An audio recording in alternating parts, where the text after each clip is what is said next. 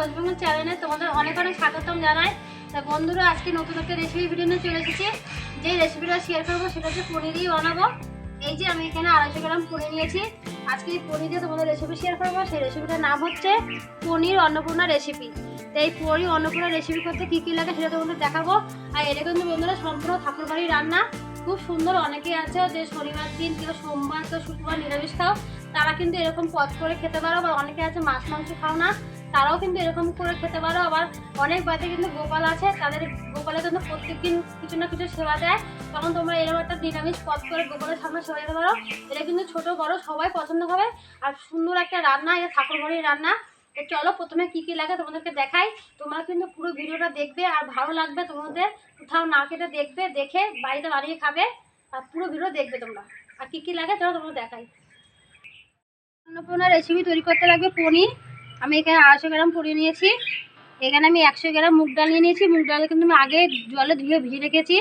সামান্য পরিমাণে জিরার গুঁড়া, ধনের গুঁড়ো, টমেটো কুচি, 4টে কাঁচা লঙ্কা, আদা কুচি, সামান্য পরিমাণে চিনি, কাজু বাদাম আর পেনিট পাতা, এটাকে কিন্তু আমরা কাঠবাদাম বলি। এই 2 রকম বাদাম নিয়ে নিয়েছি। ধনেপাতা কুচি, সামান্য পরিমাণে ঘি নিয়ে নিয়েছি। লাল লঙ্কার গুঁড়ো, এটা কিন্তু ঝাল হবে। আর এটা হচ্ছে লাল লঙ্কার রঙের গুঁড়ো, লাল লঙ্কার। হলুদ সামান্য পরিমাণে, গরম মশলা, এলাচ, দারচিনি, লবঙ্গ নিয়ে নিয়েছি। কাশ্মীরি মেথি পাতা নিয়ে নিয়েছি। গোলমরিচ গুঁড়ো, সাদা রাইস, গরম মশলার প্যাকেট নিয়েছি। গোটা গোলমরিচ নিয়ে নিয়েছি। 2টো তেজপাতা, 2টো শুকনো লঙ্কা। এইগুলো লাগবে সমস্ত পনির অন্নপূর্ণা রেসিপি তৈরি করতে।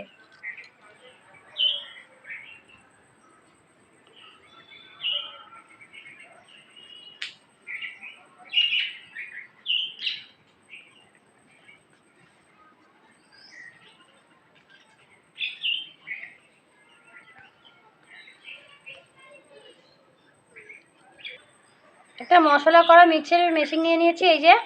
এবার এর মধ্যে আমি সামান্য পরিমাণে ডাল দিয়ে দেবো। 100 গ্রাম নিয়েছি। এটা আগে থাকতে জল দিয়ে ধুয়ে নিয়েছি। মুগ ডাল, এখানে ডালটা অনেকটা হয়ে গেছে, তাই এইটুকুনি নেবো না, আর বাকিটা নিয়ে নিলাম। 3টে মতন পনির দিয়ে দেবো। পেনাদার বাদাম আর কাজু বাদাম দিয়ে দিলাম 2 রকম।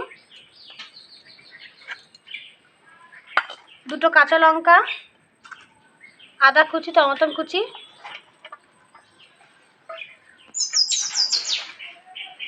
গরম মশলা।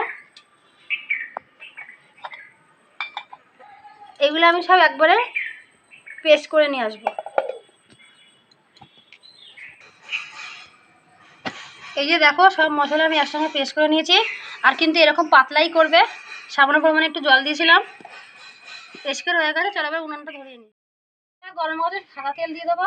তোমরা সর্ষের তেলও করতে পারো, কিন্তু যেহেতু ঠাকুরবাড়ির রান্না ওরা সাদা তেলেই করেছে, তাই আজকে তোমাদের আমি সাদা তেলাই দেখাবো। তেলটাকে একটু গরম করে নেবো। তেলের মধ্যে সামান্য পরিমাণে নুন দিয়ে দেবো, একটু হলুদ দিয়ে দেবো, দিয়ে নাড়ি চাড়িয়ে নেবো। দিয়ে এই যে কাঁচা পনিরগুলা আমি একটু ভেজে নেবো। তোমরা আগে থাকতে নুন হলুদ পরিসর্গ মাখিয়ে নিতে পারো।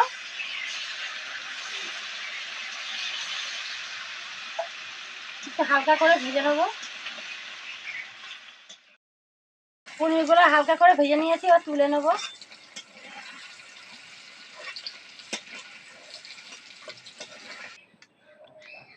পনির ভাজার তেলের মধ্যে 2টো তেজপাতা দিয়ে দেবো, 2টো শুকনো লঙ্কা দিয়ে দেবো, সামান্য পরিমাণে গোলমরিচ দিয়ে দেবো, দিয়ে একটু নাড়ি ছাড়িয়ে নেবো। এবার এর মধ্যে হলুদ গুঁড়ো দিয়ে দেবো, জিরে আর ধনের গুঁড়ো দিয়ে দেবো, লাল লঙ্কার গুঁড়ো দিয়ে দেবো। আর দেবে, আর সঙ্গে সঙ্গে নাড়া দেবে। আর 1 ফোঁটা একটু জলও দিয়ে দেবো।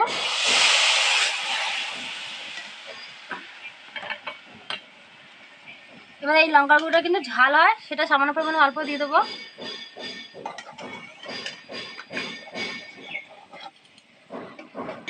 একটু গোলমরিচ গুঁড়ো দিয়ে দেবো। দিয়ে একটু নাড়ি চাড়িয়ে নেবো। এবার এর মধ্যে যে পনিরগুলো ভেজে রেখেছি সেগুলো দিয়ে দেবো, দিয়ে একটু নাড়ি চাড়িয়ে নেবো।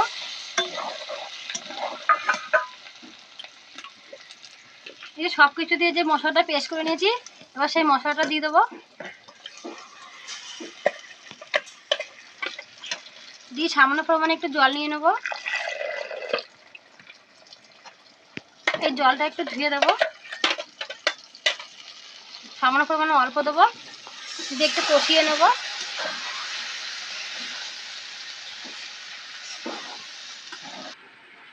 কিছুক্ষণ ধরে কষিয়ে নিয়েছি দেখো। এবার এর মধ্যে এই মশলার জলটা দিয়ে দেবো, আর 2 মিনিট 3 মিনিট থেকে জাল দিয়ে নেব।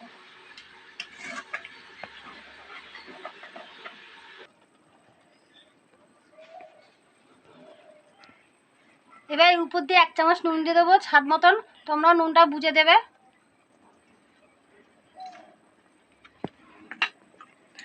দিয়ে একটু নাড়ি চাড়িয়ে নেব। আর গ্রেভিটা কিন্তু খুব গাঢ় গাঢ় হবে, বেশি পাতলা করব না। আর তখন কিন্তু জালটা একটু কম দেবে, আমি কিন্তু উনুনের জালটা একটু তুলে দিয়েছি। এবার এখানে কাশ্মীরি মেথি পাতা দিয়ে দেবো, এই যে অল্প দিয়ে দেবো। ধনেপাতা কুচি দিয়ে দেবো, কিন্তু আমার হাতে কাছে ধনেপাতা ছিল তাই আমি দিলাম, তোমরা না মনে করলে না দিলেও হবে। মেথি পাতা না ধনেপাতা যে কোনো একটা দিলেও হবে, কিন্তু আমার হাতে কাছে ছিল তাই আমি ধনেপাতাটা দিয়ে দিলাম।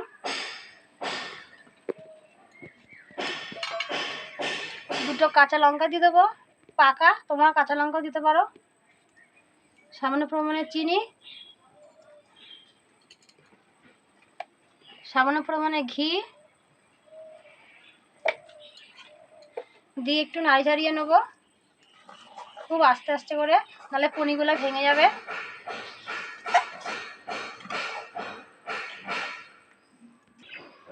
এবার উপর থেকে একটু স্যালাডাইজ গরম মশলা দিয়ে দেবো, গন্ধটা সুন্দর আনবে আর খেতেও খুব সুন্দর হবে। অবশেষে আমার পনির অন্নপূর্ণা রেসিপি তৈরি হয়ে গেছে, এবার নামিয়ে নেব। খুব সুন্দর একটা রেসিপি, বন্ধুরা না করলে বুঝবে না কতটা সুন্দর।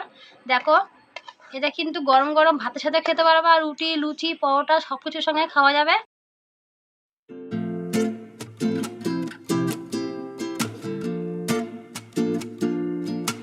এই রেসিপিটা তোমাদের কেমন লাগলো তোমরা আমাকে কিন্তু অবশ্যই কমেন্ট করে জানাবে, আর আমার পাশে থাকবে, আমাকে এগিয়ে যেতে সাহায্য করবে, আমি যেন তোমাদের কাছে আর নতুন রেসিপি শেয়ার করতে পারি। ধন্যবাদ, পরবর্তীতে দেখা হবে। আর তোমরা কিন্তু ভালো থাকবে, সুস্থ থাকবে।